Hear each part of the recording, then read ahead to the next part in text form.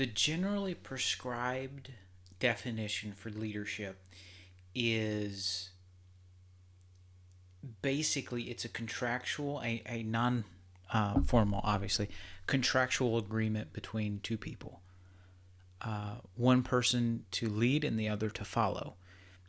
It's a give and take. Think of it as like, I don't know, one of the basest forms of capitalism, like this and I even hate to say basic, the most basic, not the base. Let's go with the basic, the smallest breakdown of capitalism you can possibly have, where freely a person decides to follow and a person decides to lead.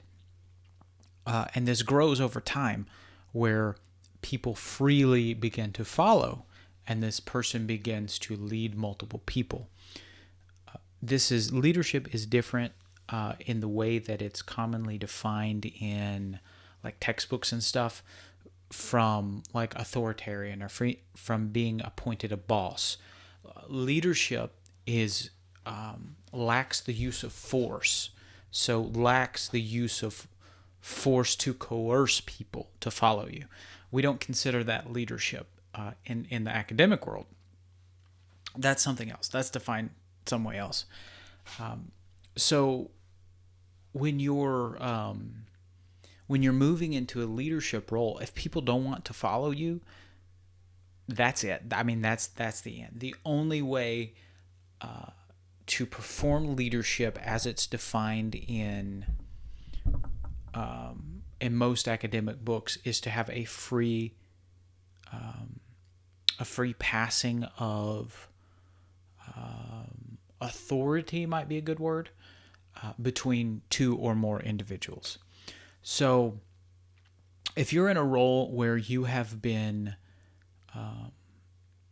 by an outside power given authority over people, you're probably in a management position. But let's do a hypothetical that you were installed into a leadership position by someone else, and they actually expect you to cast a vision, whatever vision you come up with, and lead. If the people don't want to follow you, then you cannot lead them. Now, that does not mean you can't get them from point A to point B and call it leading.